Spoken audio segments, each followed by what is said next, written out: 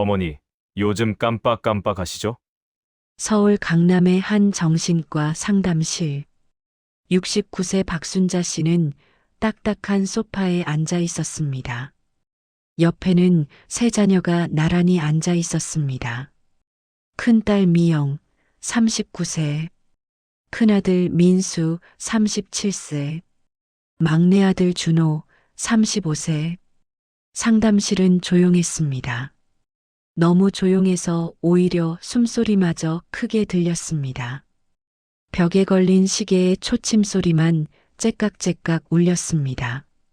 순자 씨는 가슴이 답답했습니다. 손에 땀이 났습니다.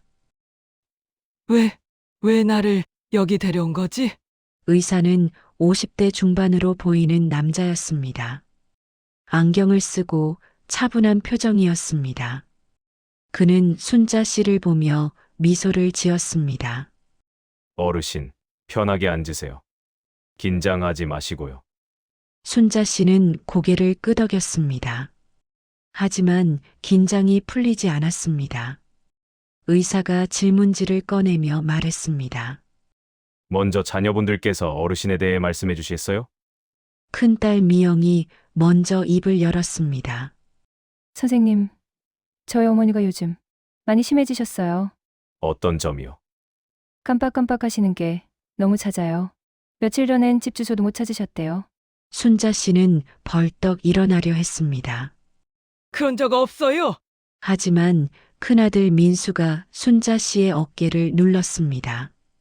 어머니 진정하세요. 나는 멀쩡하다고요. 왜 자꾸 나한테 이러는 거예요? 순자 씨의 목소리가 떨렸습니다. 분노가 아니었습니다.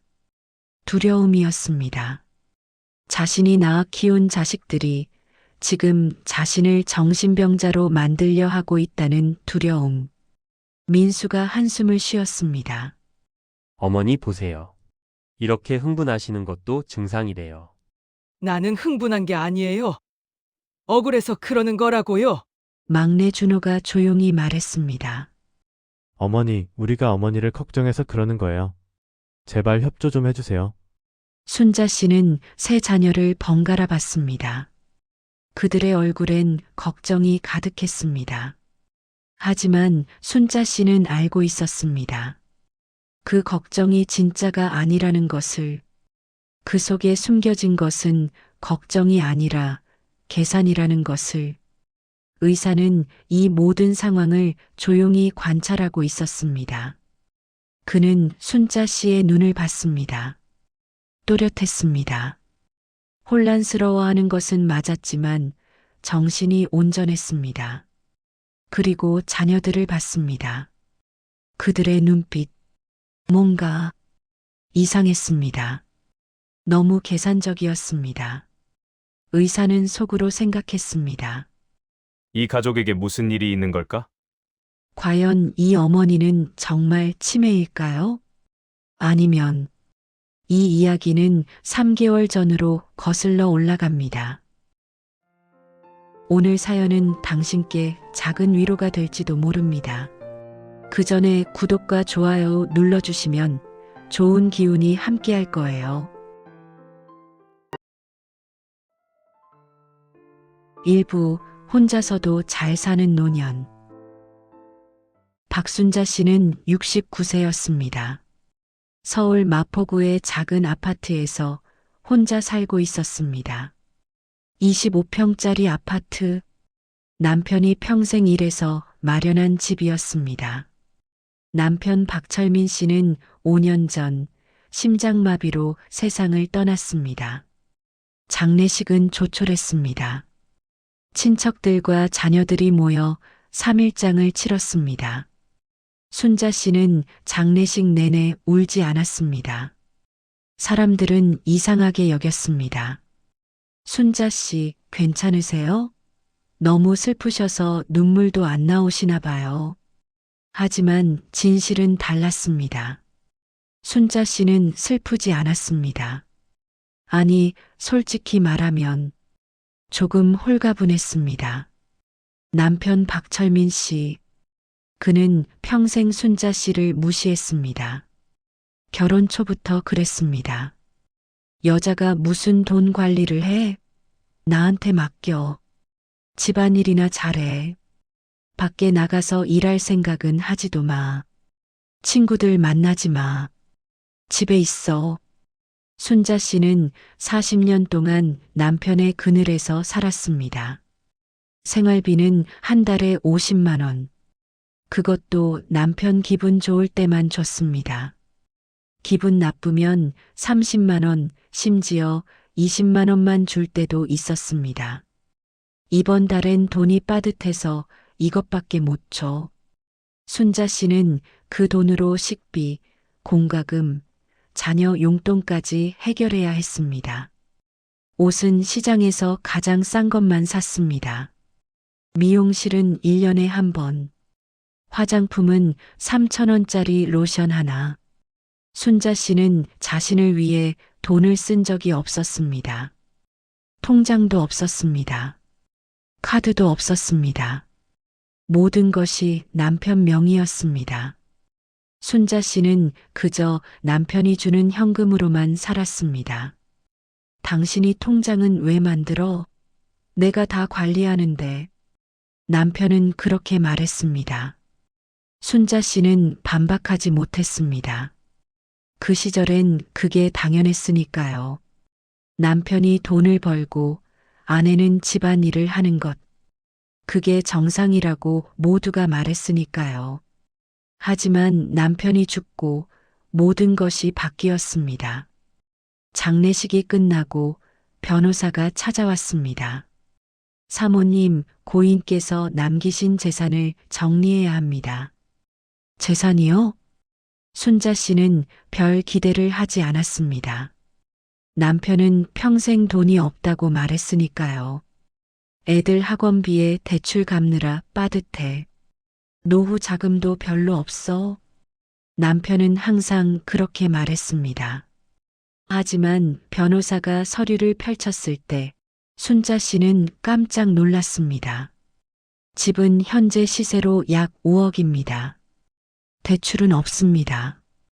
예금은 8억 2천만 원입니다. 주식이 2억 3천만 원어치 있습니다. 총액이 15억 5천만 원입니다. 순자 씨는 귀를 의심했습니다. 뭐라고요? 15억 5천만 원입니다. 사모님. 순자 씨는 말문이 막혔습니다. 15억. 그 많은 돈을 남편이 가지고 있었다는 것을. 그러면서 자신에게는 한 달에 50만 원도 제대로 안 줬다는 것을. 순자 씨는 그날 밤 혼자 울었습니다. 분노의 눈물이었습니다. 당신은 나를 이렇게까지 무시했던 거구나. 하지만 울음이 끝나고 순자 씨는 결심했습니다. 이제 남은 인생은 나를 위해 살자. 다음 날부터 순자 씨의 새로운 인생이 시작되었습니다. 먼저 은행에 갔습니다. 통장을 만들고 싶습니다. 평생 처음으로 자신 명의의 통장을 만들었습니다. 그리고 모든 재산을 자신의 명의로 바꿨습니다. 집도 예금도 주식도 모두 순자 씨의 것이 되었습니다. 순자 씨는 통장을 보며 눈물을 흘렸습니다. 하지만 이번엔 행복한 눈물이었습니다. 이게 내 거구나. 진짜로 내 거. 그 다음은 외모였습니다. 순자 씨는 평생 똑같은 머리 모양이었습니다. 단발머리, 검은색, 아무 장식 없는 평범한 머리. 하지만 그날 순자 씨는 미용실에 갔습니다. 강남의 비싼 미용실. 어떻게 해드릴까요? 파마할 수 있을까요? 순자 씨는 조심스럽게 물었습니다. 미용사는 활짝 웃었습니다. 당연하죠. 어떤 스타일 원하세요? 잘 모르겠어요. 예쁘게 해주세요. 맡겨만 주세요. 3시간 후, 순자 씨는 거울을 봤습니다. 낯선 사람이 거기 있었습니다. 부드러운 웨이브가 있는 머리, 약간의 염색으로 환해진 얼굴. 어머, 손님. 정말 젊어 보이세요. 10년은 젊어 보여요. 미용사가 감탄했습니다. 순자 씨는 거울을 보며 울었습니다. 왜 우세요? 마음에 안 드세요? 아니에요. 너무 예뻐서요.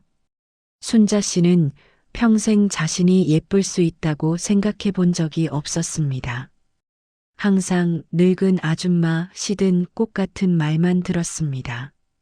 하지만 지금 거울 속의 자신은 아름다웠습니다. 다음은 옷이었습니다. 순자 씨는 백화점에 갔습니다. 평생 시장에서만 옷을 샀던 순자 씨에게 백화점은 낯선 공간이었습니다. 어서 오세요. 점원이 밝게 인사했습니다. 저기, 옷 좀 보려고요. 어떤 스타일 찾으세요? 잘 모르겠어요. 점원은 순자 씨를 자세히 봤습니다. 그리고 옷을 몇 벌 꺼내왔습니다. 이거 한번 입어보세요. 피부톤이랑 잘 어울리실 것 같아요. 순자 씨는 탈의실에서 옷을 입었습니다. 베이지색 블라우스와 검정 바지. 간단하지만 고급스러운 옷이었습니다. 거울을 봤을 때 순자 씨는 또 한 번 놀랐습니다. 이게 어머니, 정말 잘 어울리세요. 점원이 감탄했습니다. 순자 씨는 그 옷을 샀습니다. 가격은 30만 원. 예전 같았으면 한 달 생활비였습니다. 하지만 이제는 달랐습니다. 이건 내 돈이야. 내가 나를 위해 쓰는 거야. 순자 씨는 옷을 몇 벌 더 샀습니다. 총 150만 원.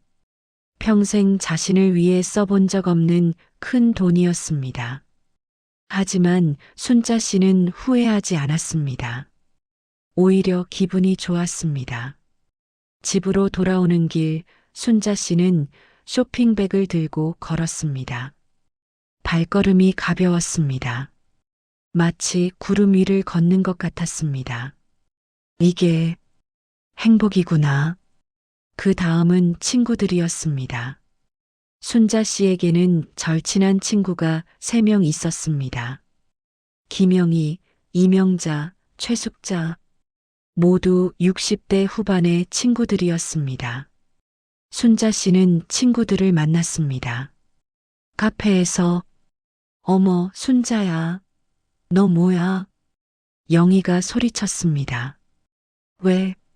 머리, 옷, 완전 딴 사람 같아. 명자도 놀라며 말했습니다. 순자야, 너 성형했어? 아니야, 머리만 했어. 머리만 했는데 이렇게 달라져?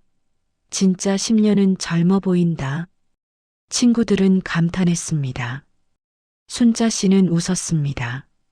나도 이제 나를 위해 살기로 했어. 잘했어. 남편 먼저 가고 많이 힘들었을 텐데. 숙자가 순자 씨의 손을 잡았습니다. 힘들지 않았어. 오히려 홀가분해. 친구들은 이해한다는 표정을 지었습니다. 그들도 다 알고 있었습니다. 순자 씨의 남편이 어떤 사람이었는지. 그래, 이제 내 인생 살아. 남은 인생 즐겁게. 응, 그럴 거야. 그날부터 순자 씨는 친구들과 자주 만났습니다. 일주일에 2~3번. 카페에서 차를 마시거나 맛있는 식당에서 밥을 먹거나 영화를 보러 갔습니다. 순자야, 다음 주에 제주도 갈래? 영희가 물었습니다. 제주도? 응, 3박 4일로 여행 가려고. 같이 갈래? 순자 씨는 잠시 망설였습니다. 평생 여행을 가본 적이 없었습니다. 남편은 여행을 싫어했습니다. 돈 낭비야. 집에 있는 게 최고지. 하지만 이제는 달랐습니다. 좋아, 갈게. 진짜? 야호. 친구들은 기뻐했습니다. 일주일 후 순자 씨는 평생 처음으로 비행기를 탔습니다. 69년을 살면서 처음이었습니다. 비행기가 이륙할 때 순자 씨는 창밖을 봤습니다. 서울이 점점 작아졌습니다. 구름 위로 올라갔습니다. 순자 씨는 눈물을 흘렸습니다. 순자야, 왜 울어? 아니야.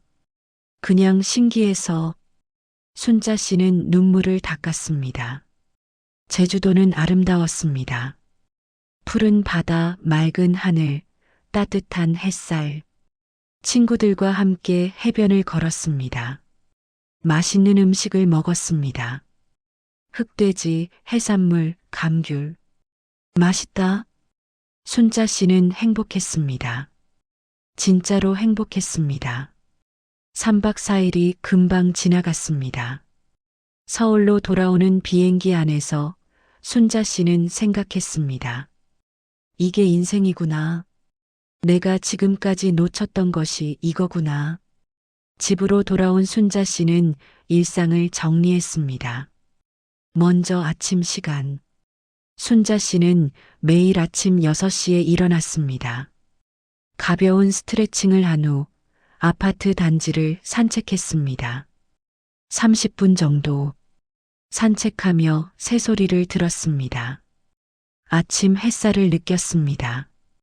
이렇게 아침이 아름다운 줄 몰랐어. 산책 후 집에 돌아와 샤워를 했습니다. 그리고 아침 식사. 예전엔 남편이 원하는 것만 만들었습니다. 된장찌개, 김치찌개, 고등어구이. 하지만 이제는 자신이 먹고 싶은 것을 만들었습니다. 샐러드, 과일, 요거트. 가볍고 건강한 식사였습니다. 아침 식사 후 순자 씨는 컴퓨터를 켰습니다. 예전엔 컴퓨터를 쓸 줄 몰랐습니다. 남편이 가르쳐 주지 않았습니다. 늙은이가 컴퓨터는 왜 해? 하지만 남편이 돌아가고 순자 씨는 복지관에서 컴퓨터 교육을 받았습니다. 3개월 동안 열심히 배웠습니다. 이제는 인터넷 뱅킹도 할 수 있었습니다. 이메일도 보낼 수 있었습니다. 유튜브도 볼 수 있었습니다. 순자 씨는 매일 아침 통장을 확인했습니다. 입금, 출금 내역을 체크했습니다. 가계부도 컴퓨터로 작성했습니다. 꼼꼼하고 정확하게. 내 돈은 내가 관리해야지. 오전 10시 순자 씨는 복지관으로 갔습니다. 거기서 요가 수업을 들었습니다. 자, 천천히 숨을 들이마시고 강사의 목소리에 맞춰 순자 씨는 몸을 움직였습니다. 처음엔 어려웠습니다. 몸이 뻣뻣했습니다. 하지만 6개월 동안 꾸준히 하니 몸이 유연해졌습니다. 순자 씨 많이 좋아지셨네요. 강사가 칭찬했습니다. 감사합니다. 순자 씨는 뿌듯했습니다. 요가 후 복지관 식당에서 점심을 먹었습니다. 친구들과 함께 순자야, 오늘 뭐 해? 오후엔 집에 가서 쉬려고. 그럼 내일 영화 볼래? 좋아. 순자 씨의 일상은 규칙적이었습니다. 하지만 지루하지 않았습니다. 매일 새로운 것을 배웠습니다. 새로운 사람을 만났습니다. 새로운 경험을 했습니다. 순자 씨는 건강했습니다. 혈압도 정상, 혈당도 정상, 콜레스테롤도 정상. 순자 씨 건강이 아주 좋으시네요. 의사가 칭찬했습니다. 운동하고 식단 관리하고 있어요. 잘하시네요. 이대로만 하세요. 순자 씨는 자신의 건강을 스스로 관리했습니다. 약도 정확한 시간에 먹었습니다. 병원도 정기적으로 다녔습니다. 모든 것을 스스로 했습니다. 아무도 도와주지 않아도 순자 씨는 혼자서 완벽하게 살아갔습니다. 하지만 순자 씨는 낭비하지 않았습니다. 15억이라는 큰 돈이 있었지만 함부로 쓰지 않았습니다. 여행도 1년에 두세 번, 옷도 필요한 것만, 식비도 적당하게. 순자 씨는 매달 예산을 세웠습니다. 생활비 100만 원, 여가비 50만 원, 의료비 30만 원, 총 180만 원. 나머지는 저축했습니다. 이 돈은 내 노후 자금이야. 80세, 90세까지 살 수도 있으니까 잘 관리해야지. 순자 씨는 또한 자녀들에게도 잘해줬습니다. 큰딸 미영에게 명절마다 50만 원, 큰아들 민수에게 50만 원, 막내 준호에게 50만 원, 생일마다 각각 100만 원씩. 자녀들은 기뻐했습니다. 어머니, 고맙습니다. 우리 엄마 최고. 순자 씨도 행복했습니다.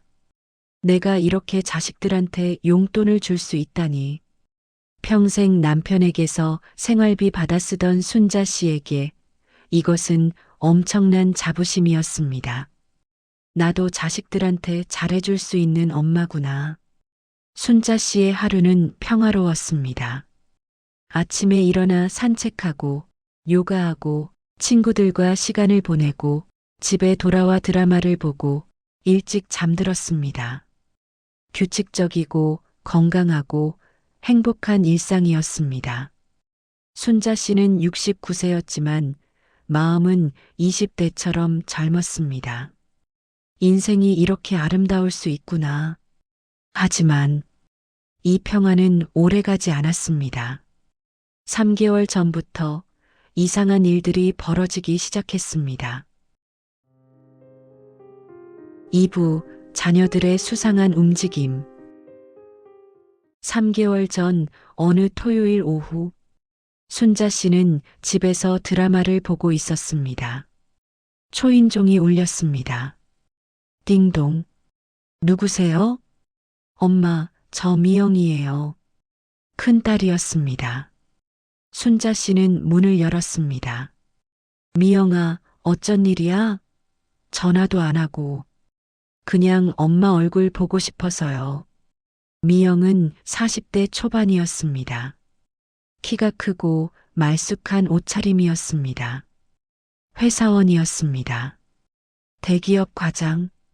들어와. 차 줄까? 네, 엄마. 순자 씨는 주방에서 차를 준비했습니다. 녹차 2잔. 미영은 거실을 둘러봤습니다. 그리고 말했습니다. 엄마, 집이 깨끗하네요. 당연하지. 매일 청소하는데. 엄마 혼자 하시기 힘드시죠? 제가 가사 도우미 알아볼까요? 아니야, 괜찮아. 나 혼자 할 수 있어. 순자 씨는 차를 가져와 테이블에 놓았습니다. 미영은 차를 한 모금 마시고 조심스럽게 말했습니다. 엄마, 요즘 어떻게 지내세요? 잘 지내지. 친구들도 만나고 운동도 하고. 그래요? 좋으시네요. 미영은 잠시 망설이다가 본론을 꺼냈습니다. 엄마, 그런데 요즘 통장 관리는 어떻게 하세요? 순자 씨는 미영을 봤습니다. 통장? 내가 하고 있어. 혼자서요? 응, 혼자서. 인터넷 뱅킹도 하고. 어머, 엄마가 인터넷 뱅킹을요? 미영은 놀란 표정을 지었습니다. 응, 복지관에서 배웠어. 어렵지 않더라. 그래도 엄마, 나이도 있으시고 실수하실 수도 있잖아요. 순자 씨는 미영의 눈을 봤습니다. 뭔가 이상했습니다. 실수? 나 실수 안 해. 매일 확인하고 있어. 그래도 엄마, 요즘 보이스피싱도 많고 혹시라도 사기당하시면 어쩌려고요? 나 그런 거 조심하고 있어. 걱정 마. 하지만 엄마 혼자 관리하시는 것보다 저희가 도와드리는 게 더 안전하지 않을까요? 미영의 목소리에 무언가 절박함이 묻어 있었습니다. 순자 씨는 그것을 놓치지 않았습니다. 미영아, 왜 그래? 무슨 일 있어? 아니에요, 엄마. 그냥 걱정돼서요. 나 잘하고 있어. 걱정하지 마. 미영은 더 이상 말하지 않았습니다. 하지만 그 눈빛이 묘했습니다. 마치 뭔가를 계획하고 있는 것 같은 눈빛. 순자 씨는 불안했습니다. 미영이 돌아간 후 순자 씨는 혼자 생각했습니다. 왜 갑자기 통장 이야기를 하는 거지? 일주일 후, 이번엔 큰아들 민수가 찾아왔습니다. 일요일 아침이었습니다. 순자 씨는 산책을 마치고 집에 돌아왔습니다. 현관 앞에 민수가 서 있었습니다. 어머니, 민수야, 어쩐 일이야? 그냥 엄마 보고 싶어서요. 민수는 30대 후반의 남자였습니다. 키가 작고 조금 통통했습니다. 자영업자였습니다. 작은 음식점을 운영하고 있었습니다. 들어와. 아침 먹었어? 아니요, 아직이요. 그럼 엄마가 해줄게. 순자 씨는 주방으로 갔습니다. 냉장고를 열어 계란과 야채를 꺼냈습니다. 계란말이와 샐러드를 만들었습니다. 민수는 맛있게 먹었습니다. 엄마, 역시 엄마 음식이 제일 맛있어요. 그래, 많이 먹어. 식사가 끝나고 민수가 말했습니다. 어머니, 요즘 건강은 어떠세요? 좋아. 매일 운동하고 있어. 그래요? 그런데 어머니, 민수는 조심스럽게 말했습니다. 요즘 깜빡깜빡 하시는 거 없으세요? 순자 씨는 민수를 봤습니다. 뭐가? 아니, 그냥 나이 드시면 기억력이 떨어질 수 있잖아요. 나 멀쩡해. 기억력 좋아. 그래도 한번 병원 가보시는 게 어때요? 건강검진 좀 받으시고. 순자 씨는 고개를 저었습니다. 난 6개월 전에 종합검진 받았어. 다 정상이야. 하지만 치매 검사는 안 받으셨잖아요. 치매? 순자 씨는 놀랐습니다. 나 치매 아니야. 왜 갑자기 치매 이야기를 해? 아니에요, 그냥 예방 차원에서요. 민수는 어색하게 웃었습니다. 요즘 치매 환자가 많아서 미리미리 검사받는 게 좋다고 하더라고요. 나는 필요 없어. 나 멀쩡해. 그래도 엄마. 민수야. 순자 씨는 단호하게 말했습니다. 나는 건강해. 치매도 아니고 검진도 필요 없어. 알았지? 네, 알겠습니다. 민수는 더 이상 말하지 않았습니다. 하지만 그의 표정에 실망이 묻어 있었습니다. 순자 씨는 이상했습니다. 왜 자꾸 치매 이야기를 하는 거지? 며칠 후, 이번엔 막내 아들 준호가 찾아왔습니다. 목요일 저녁이었습니다. 순자 씨는 저녁 식사를 준비하고 있었습니다. 초인종이 울렸습니다. 엄마, 저 준호예요. 준호야, 들어와. 준호는 35의 젊은 남자였습니다. 잘생기고 옷을 멋있게 입었습니다. IT 회사 직원이었습니다. 엄마, 저녁 뭐 드세요? 김치찌개 끓이고 있어. 같이 먹을래? 네, 좋아요. 저녁 식사를 하며 준호가 말했습니다. 엄마, 요즘 혼자 사시는 거 외롭지 않으세요? 안 외로워. 친구들도 많고, 그래도 밤에 혼자 계시잖아요. 괜찮아. 나 혼자 있는 거 좋아. 준호는 젓가락을 내려놓고 순자 씨를 봤습니다. 엄마, 실버타운 같은데 알아보실 생각은 없으세요? 순자 씨는 깜짝 놀랐습니다. 실버타운? 나 멀쩡한데 왜 실버타운을 가? 아니, 그게 아니라 요즘 실버타운이 좋다고 하더라고요.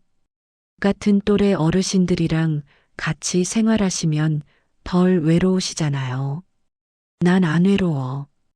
그리고 내 집이 좋아.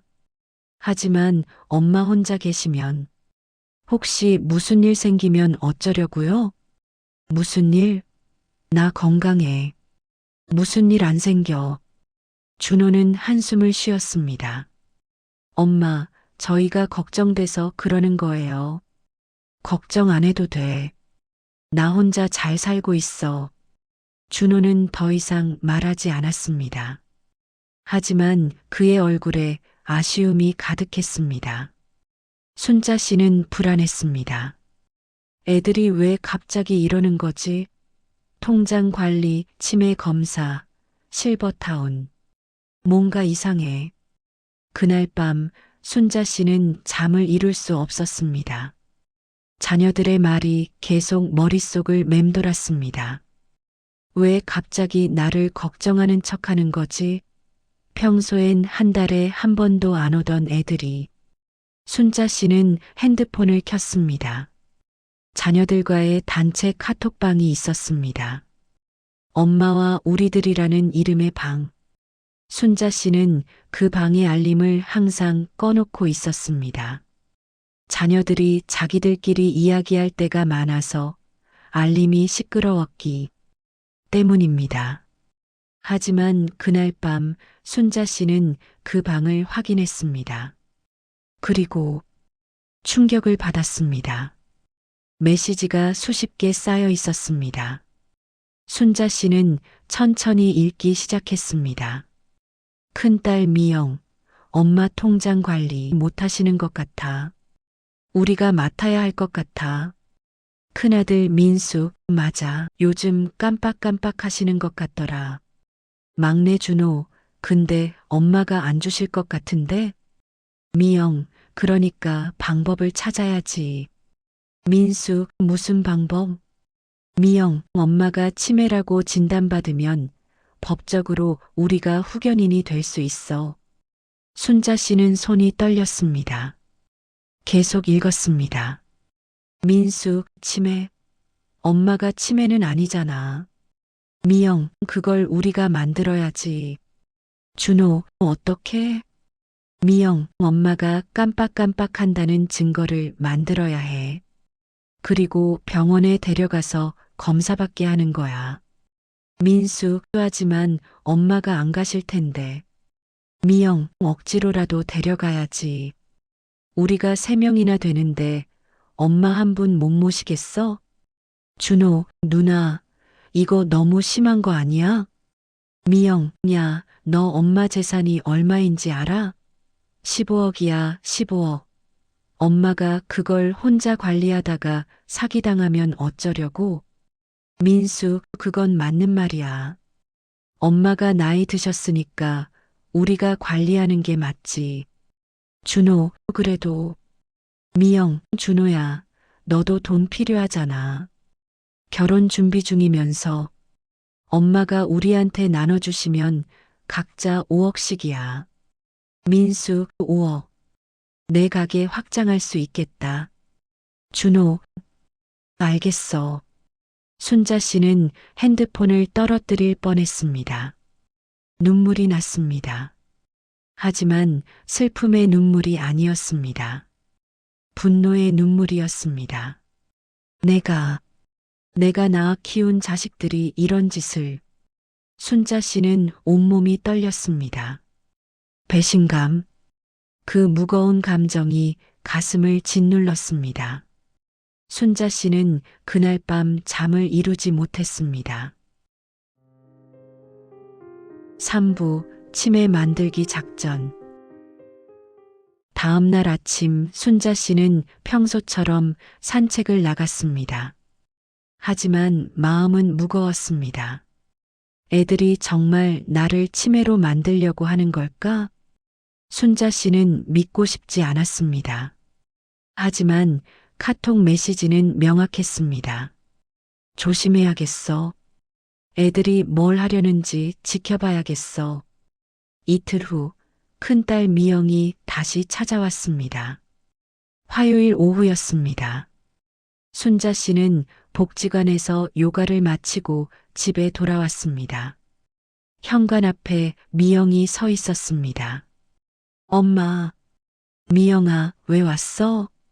엄마, 오늘 병원 가시기로 하지 않으셨어요? 순자 씨는 어리둥절했습니다. 무슨 병원? 어머, 엄마. 어제 전화로 약속했잖아요. 나 그런 약속한 적 없는데? 미영은 핸드폰을 꺼내 통화 기록을 보여줬습니다. 여기 보세요. 어제 오후 3시에 통화했어요. 엄마가 오늘 정신과 가기로 하셨잖아요. 순자 씨는 통화 기록을 봤습니다. 정말로 어제 오후 3시에 미영과 통화한 기록이 있었습니다. 하지만 순자 씨는 전혀 기억이 나지 않았습니다. 이상하네. 나 정말 그런 약속 안 했는데. 엄마 보세요. 이렇게 자꾸 잊으시잖아요.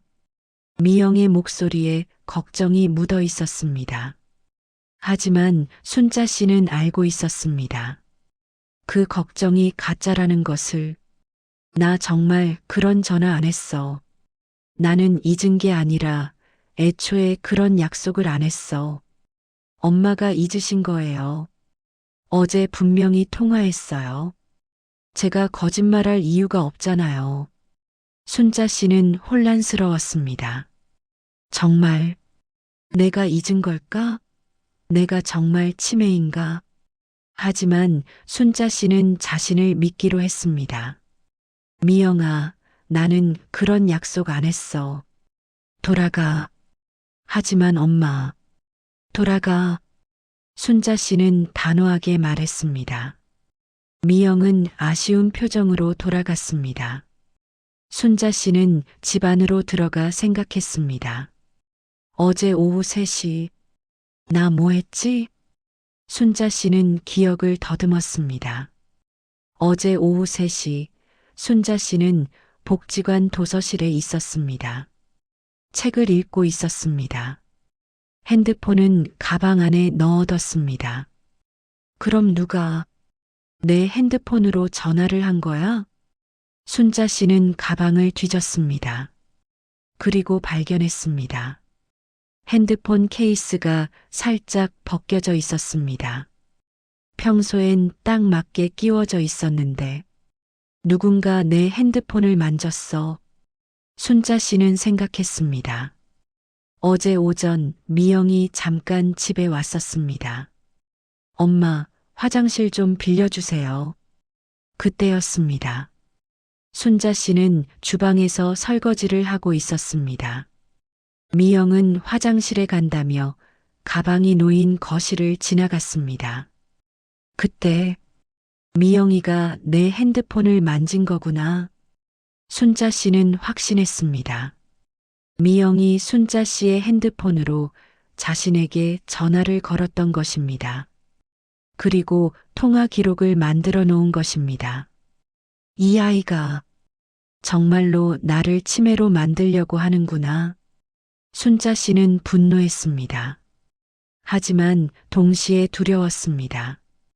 이렇게까지 하다니. 애들이 정말로 내 재산을 노리고 있구나. 일주일 후 더 심각한 일이 벌어졌습니다. 금요일 오후였습니다.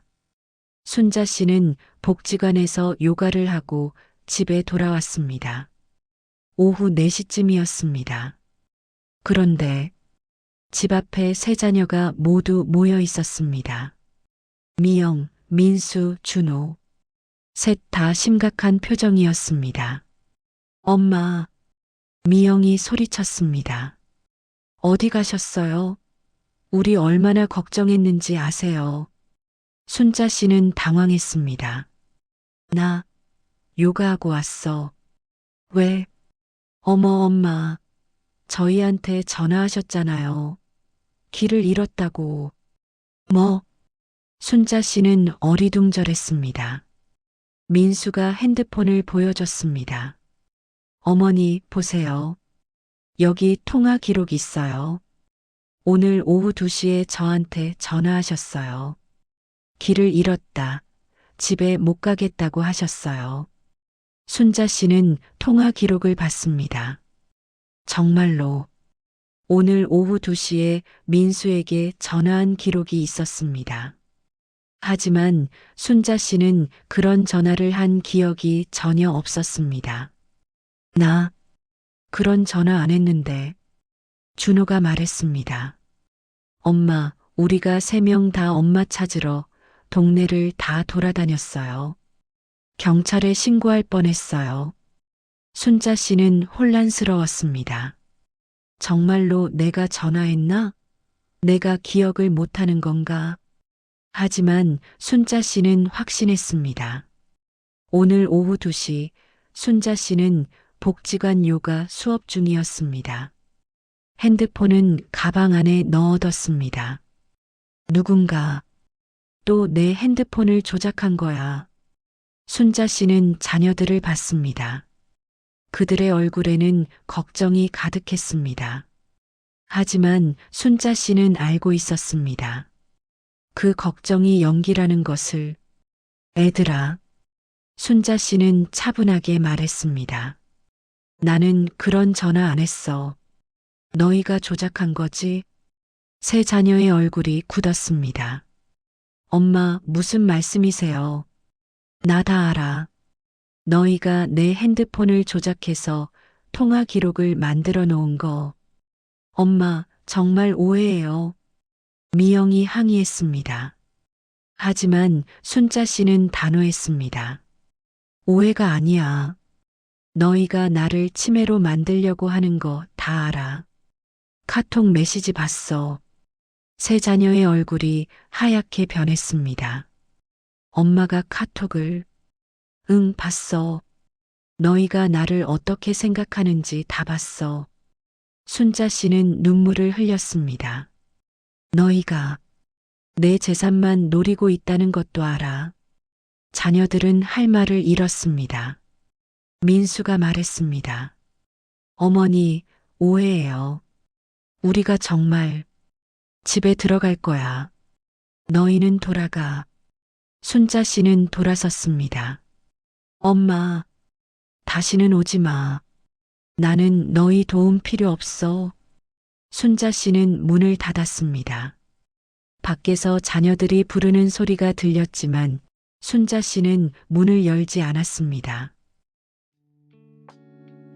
사부 정신과 상담실의 함정. 그날 밤 순자 씨는 혼자 울었습니다. 소파에 앉아 창밖을 바라보며 조용히 눈물을 흘렸습니다. 내가 평생 뭘 한 거지? 순자 씨는 자신의 인생을 되돌아봤습니다. 20대에 결혼해서 40년을 남편 뒷바라지만 했습니다. 자식들을 낳아 키우느라 자신은 하나도 돌보지 못했습니다. 머리 한 번 제대로 하지 못하고, 옷 한 벌 제대로 사입지 못하고, 여행 한 번 가보지 못하고, 그렇게 살았습니다. 자식들만 잘 키우면 나중에 행복할 줄 알았어. 하지만 지금은 어떻습니까? 그 자식들이 자신을 치매 환자로 만들려 하고 있습니다. 재산을 빼앗기 위해. 엄마, 우리가 걱정돼서 그러는 거예요. 거짓말이었습니다.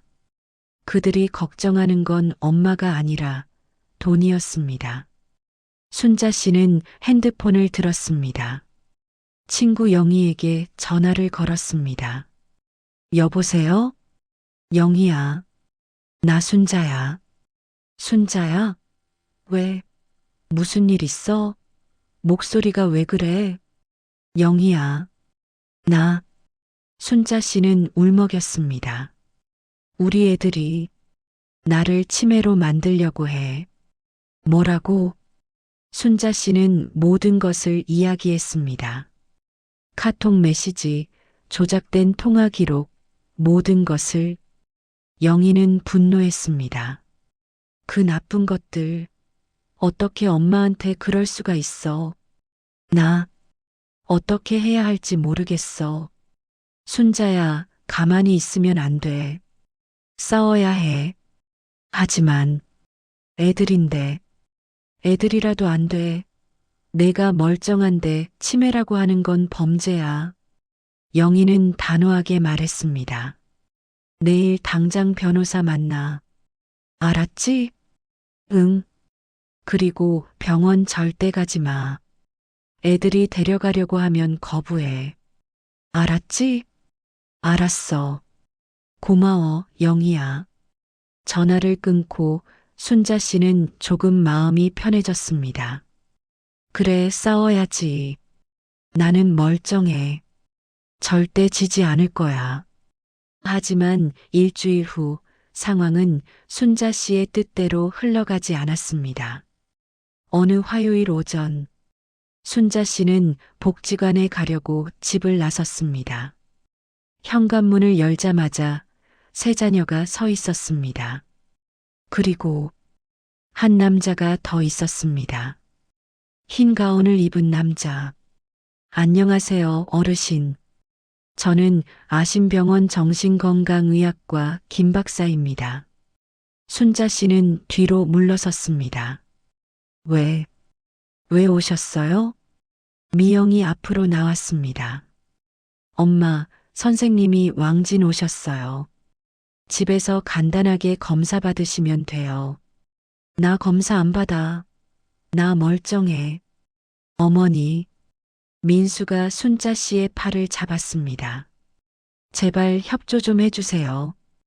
우리가 엄마 걱정돼서 그러는 거예요. 손 놓아. 순자 씨는 민수의 손을 뿌리쳤습니다. 하지만 민수는 놓지 않았습니다. 어머니, 이러지 마세요. 준호도 순자 씨의 다른 팔을 잡았습니다. 엄마, 검사만 받으면 돼요. 간단해요. 싫어. 나 멀쩡하다고. 순자 씨는 소리를 질렀습니다.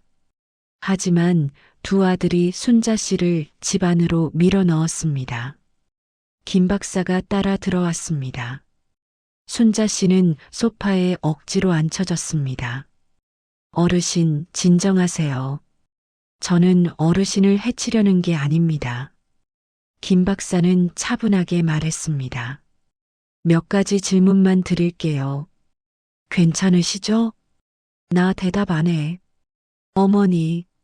미영이 소리쳤습니다. 제발 협조 좀 해주세요. 왜 이렇게 고집을 부리세요? 순자 씨는 미영을 똑바로 봤습니다. 너희가 내 재산을 빼앗으려고 하는 거 다 알아. 나는 절대 속지 않아. 자녀들의 얼굴이 굳었습니다. 김 박사는 이 상황을 조용히 관찰했습니다. 그는 정신과 의사로 30년을 일했습니다. 수많은 환자를 봤고 수많은 가족을 봤습니다. 그리고 그는 알 수 있었습니다. 이 어르신이 치매가 아니라는 것을. 오히려 자녀들의 행동이 더 의심스럽다는 것을. 잠깐만요. 김 박사가 손을 들었습니다. 자녀분들, 잠시 밖에 나가주시겠어요? 어르신과 단둘이 이야기하고 싶습니다. 하지만 선생님, 나가주세요. 환자와의 상담은 사적인 공간에서 이루어져야 합니다. 자녀들은 마지못해 밖으로 나갔습니다. 문이 닫히고 순자 씨와 김 박사만 남았습니다. 김 박사는 소파 맞은편에 앉았습니다. 어르신, 진정하세요. 저는 어르신 편입니다. 정말요? 네. 제가 보기엔 어르신은 치매가 아니십니다. 순자 씨는 눈물을 흘렸습니다. 선생님, 저는 천천히 말씀하세요. 순자 씨는 모든 것을 이야기했습니다. 카톡 메시지, 조작된 통화 기록, 자녀들의 계획. 김 박사는 조용히 듣고 있었습니다.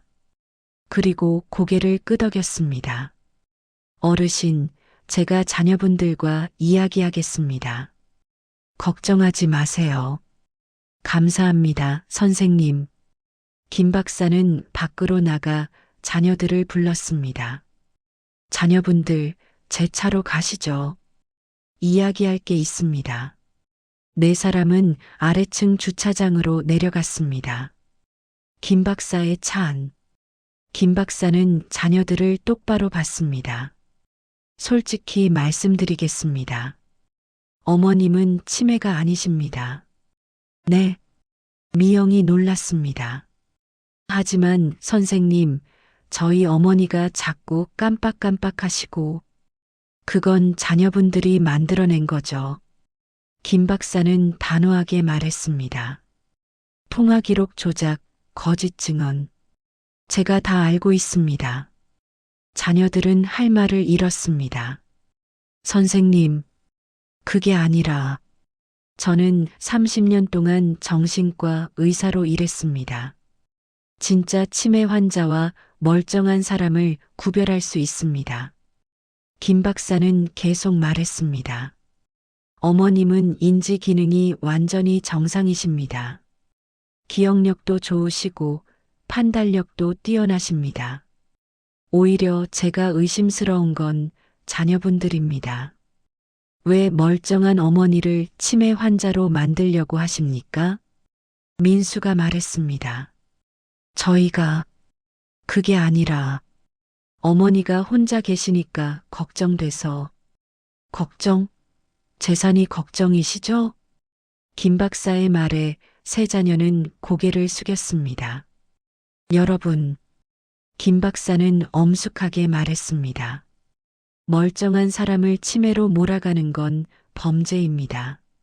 어르신 학대죠. 법적으로 처벌받을 수 있습니다. 그리고 제가 오늘 본 것은 모두 기록으로 남겨놓겠습니다. 만약 여러분이 계속 이런 행동을 한다면 저는 경찰에 신고할 겁니다. 자녀들은 얼어붙었습니다. 이제 어머님을 내버려 두세요. 어머님은 혼자서도 충분히 잘 사실 수 있습니다. 김 박사는 차에서 내렸습니다. 그리고 다시 순자 씨의 집으로 올라갔습니다. 순자 씨는 집에서 불안하게 기다리고 있었습니다. 김 박사가 들어왔습니다. 어르신, 괜찮으십니다. 자녀분들과 이야기했습니다. 뭐라고 하셨어요? 어르신은 치매가 아니라고 분명히 말씀드렸습니다. 그리고 자녀분들의 행동이 범죄라고 경고했습니다. 순자 씨는 안도의 한숨을 쉬었습니다. 감사합니다, 선생님. 어르신, 한 가지 조언 드리겠습니다. 네, 말씀하세요.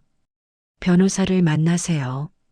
그리고 어르신의 재산을 법적으로 보호하세요. 자녀분들이 후견인 신청을 할 가능성이 있습니다. 그 전에 어르신이 먼저 조치를 취하셔야 합니다. 알겠습니다. 김 박사는 명함을 건넸습니다. 혹시 또 문제가 생기면 연락 주세요. 제가 증인이 되어 드리겠습니다. 정말 감사합니다. 순자 씨는 눈물을 흘렸습니다. 김 박사가 떠나고 순자 씨는 혼자 남았습니다. 하지만 이제 두렵지 않았습니다. 나는 멀쩡해. 그리고 나를 믿어주는 사람이 있어. 오부 법정에서의 싸움. 다음 날 순자 씨는 변호사 사무실을 찾았습니다. 친구 영희가 소개해준 변호사였습니다. 40대 중반의 여성 변호사 이지은. 어르신, 편하게 앉으세요. 감사합니다. 순자 씨는 모든 것을 이야기했습니다. 이지은 변호사는 꼼꼼히 메모하며 들었습니다. 어르신, 심각한 상황입니다. 그렇죠? 네. 자녀분들이 어르신을 치매로 몰아가려는 것은 명백한 노인 학대입니다. 이지은 변호사는 설명했습니다. 지금 당장 조치를 취하지 않으면 자녀분들이 법원의 후견인 심판을 청구할 수 있습니다. 후견인이요? 네. 만약 법원이 어르신을 피성년 후견인으로 선임하면 자녀분들이 어르신의 재산을 관리하게 됩니다. 순자 씨는 식은땀이 났습니다. 그럼 어떻게 해야 해요? 우선 신탁을 설정하셔야 합니다. 신탁이요? 네. 어르신의 재산을 신탁회사에 맡기는 겁니다. 그러면 자녀분들이 함부로 손댈 수 없습니다. 그게 가능해요? 네, 가능합니다. 그리고 유언장도 작성하셔야 합니다. 유언장? 순자 씨는 망설였습니다. 하지만 이지은 변호사는 단호하게 말했습니다. 어르신, 지금 결정하지 않으면 나중에 후회하실 겁니다. 알겠습니다. 일주일 후 모든 준비가 끝났습니다. 순자 씨는 15억의 재산 중 12억을 신탁으로 묶었습니다. 신탁 조건은 이랬습니다. 순자 씨가 살아있는 동안 매월 200만 원씩 생활비로 지급, 의료비가 필요할 경우 병원에 직접 지급, 순자 씨 사망 후 남은 재산은 사회복지재단에 기부, 자녀들에게는 각각 1억씩만 상속. 그리고 유언장에 이렇게 썼습니다. 나 박순자는 정신이 온전한 상태에서 이 유언장을 작성한다. 나의 자녀들은 나를 치매 환자로 만들려 했다. 그들이 원한 것은 나의 건강이 아니라 나의 재산이었다. 따라서 나는 내 재산의 대부분을 사회에 환원하기로 결정한다. 이지은 변호사는 모든 서류를 검토하고 고개를 끄덕였습니다. 완벽합니다, 어르신. 이제 자녀분들이 어떤 짓을 해도 어르신의 재산은 안전합니다. 감사합니다, 변호사님. 그리고 한 가지 더. 이지은 변호사는 서류 하나를 더 꺼냈습니다. 이건 사전 의료 의향서입니다. 어르신이 나중에 의식이 없거나 판단력을 잃었을 때 누가 의료 결정을 할지 미리 정해놓는 겁니다. 그것도 필요한가요? 네. 자녀분들이 어르신의 의료 결정권을 가지면 어르신의 의지와 상관없이 결정할 수 있습니다. 순자 씨는 고개를 끄덕였습니다. 그럼 제 친구를 지정하고 싶어요. 김영희. 좋습니다. 모든 서류가 완성되었습니다. 순자 씨는 처음으로 마음이 편해졌습니다. 하지만 자녀들은 쉽게 포기하지 않았습니다. 한 달 후 순자 씨에게 법원 통지서가 날아왔습니다. 성년후견 개시 심판 청구서. 미영, 민수, 준호 3명이 공동으로 청구한 것이었습니다. 청구 이유는 이랬습니다. 피청구인 박순자은 최근 기억력 감퇴가 심하고 판단력이 저하되어 일상생활을 혼자 영위하기 어려움. 재산 관리 능력이 없어 사기 피해를 당할 우려가 있음. 따라서 자녀들이 후견인이 되어 피청구인을 보호하고자 함. 순자 씨는 분노했습니다. 끝까지 이러는구나. 순자 씨는 즉시 이지은 변호사에게 연락했습니다. 변호사님, 법원에서 통지서가 왔어요. 예상했던 일입니다. 걱정하지 마세요.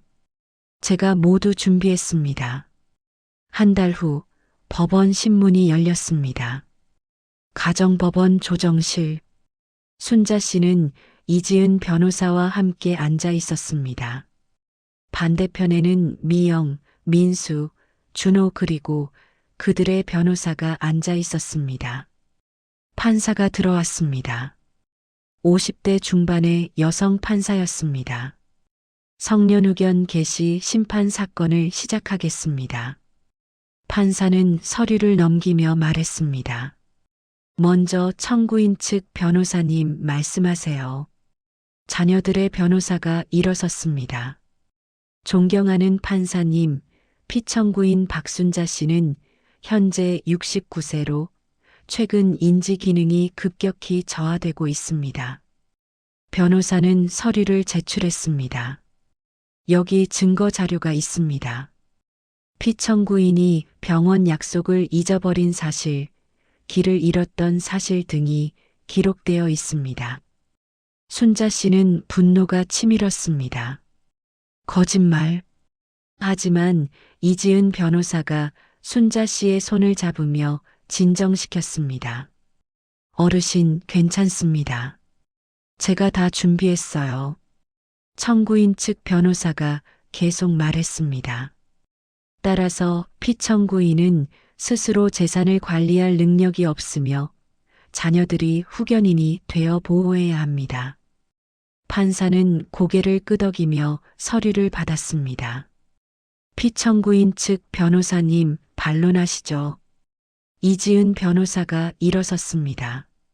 존경하는 판사님, 청구인들의 주장은 모두 거짓입니다. 이지은 변호사는 서류 뭉치를 제출했습니다. 첫째, 여기 정신건강의학과 김 박사의 소견서가 있습니다. 박사님은 피청구인을 직접 진찰했으며 피청구인이 인지 기능이 완전히 정상이라고 판단했습니다. 미영의 얼굴이 굳었습니다.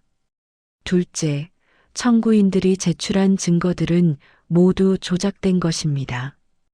여기 통화 기록 조작에 대한 디지털 포렌식 결과가 있습니다. 이지은 변호사는 또 다른 서류를 제출했습니다. 피청구인의 핸드폰을 분석한 결과 청구인 미영 씨가 피청구인 몰래 핸드폰을 조작하여 가짜 통화 기록을 만들었다는 증거가 나왔습니다. 세 자녀는 얼어붙었습니다. 셋째, 여기 피청구인의 최근 6개월간 활동 기록이 있습니다. 이지은 변호사는 사진들을 제출했습니다. 피청구인은 매일 규칙적으로 생활하고 있습니다. 복지관에서 요가 수업을 듣고 친구들과 정기적으로 만나며 혼자서 인터넷 뱅킹으로 재산을 관리하고 있습니다. 판사는 사진들을 자세히 봤습니다. 넷째, 피청구인의 통장 거래 내역입니다. 이지은 변호사는 계속 말했습니다. 피청구인은 매달 정확하게 예산을 세우고 불필요한 지출을 하지 않으며 모든 거래를 꼼꼼히 기록하고 있습니다. 이는 인지 기능이 완전히 정상인 사람만이 할 수 있는 일입니다. 판사는 고개를 끄덕였습니다. 마지막으로 청구인들의 진짜 목적은 피청구인의 재산입니다. 이지은 변호사는 결정타를 날렸습니다. 여기 청구인들의 카톡 대화 내용이 있습니다. 청구인들은 엄마를 치매로 만들어야 한다. 재산을 나눠 가져야 한다는 대화를 나눴습니다. 이지은 변호사는 카톡 메시지 캡처본을 제출했습니다. 판사는 그것을 읽고 눈살을 찌푸렸습니다. 이것은 명백한 노인 학대이며 재산 탈취 시도입니다. 법정이 조용해졌습니다. 판사는 세 자녀를 봤습니다. 청구인들 할 말 있습니까? 미영이 떨리는 목소리로 말했습니다. 판사님, 저희가 그게 아니라고요? 판사는 차갑게 말했습니다. 증거가 다 있는데도요? 세 자녀는 고개를 숙였습니다. 판사는 선언했습니다. 이 사건의 청구를 기각합니다. 피청구인 박순자 씨는 인지 기능이 완전히 정상이며 성년 후견이 필요하지 않습니다. 감사합니다, 판사님. 순자 씨는 눈물을 흘렸습니다. 판사는 계속 말했습니다. 그리고 청구인들에게 경고합니다. 이런 행위는 노인복지법 위반입니다. 다시는 이런 일이 없도록 하십시오. 만약 재발하면 형사 고발할 것입니다. 세 자녀는 고개를 들지 못했습니다. 법정이 끝났습니다. 순자 씨는 이지은 변호사와 함께 법원을 나왔습니다. 밖은 맑았습니다. 하늘이 파랗게 펼쳐져 있었습니다. 순자 씨는 깊은 숨을 들이마셨습니다. 끝났다. 드디어 끝났어. 어르신, 축하드립니다. 감사합니다, 변호사님. 정말 감사합니다. 순자 씨는 이지은 변호사의 손을 꼭 잡았습니다. 에필로그 2년 후 진짜 자유. 2년이 흘렀습니다. 순자 씨는 71세가 되었습니다. 그 사이 많은 것이 변했습니다. 먼저 자녀들과는 완전히 연락이 끊겼습니다. 법정에서의 그날 이후 세 자녀는 순자 씨에게 단 한 번도 연락하지 않았습니다. 순자 씨도 연락하지 않았습니다. 처음 몇 달은 서운했습니다. 그래도 내가 낳은 자식들인데. 하지만 시간이 지나면서 순자 씨는 깨달았습니다. 나를 사랑하지 않는 자식들이라면 없는 게 나아. 대신 순자 씨는 친구들과 더 가깝게 지냈습니다. 영희, 명자, 숙자. 네 사람은 일주일에 3번씩 만났습니다. 같이 밥을 먹고 차를 마시고 영화를 보고 여행을 다녔습니다. 순자야, 다음 달에 일본 가자. 좋아.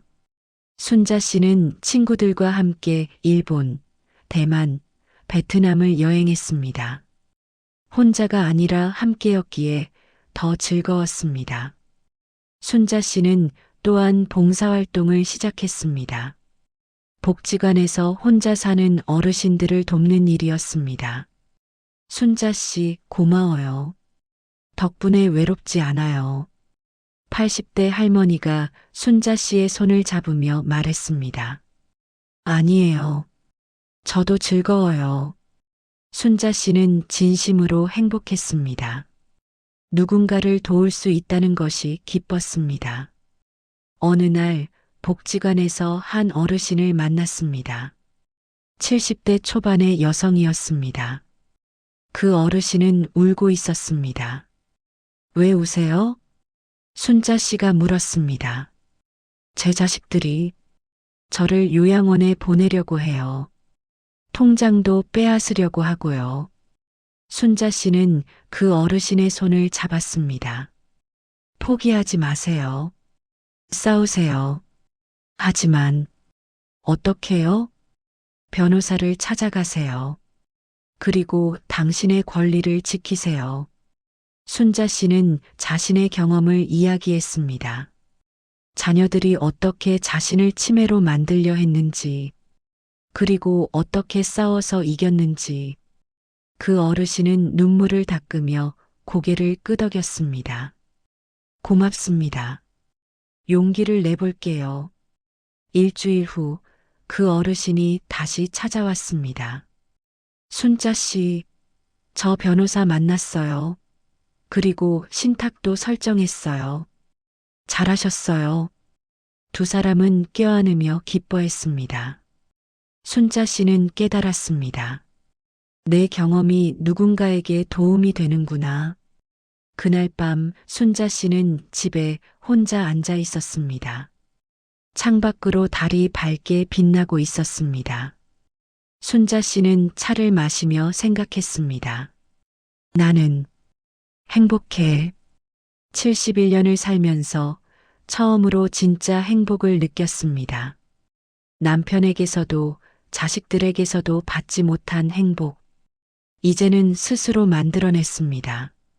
순자 씨는 거울을 봤습니다. 71세의 여성이 거기 있었습니다. 주름이 있었지만 눈빛은 밝았습니다. 얼굴에는 미소가 가득했습니다. 나는 멀쩡해. 나는 강해. 순자 씨는 자신에게 말했습니다. 그리고 나는 자유로워.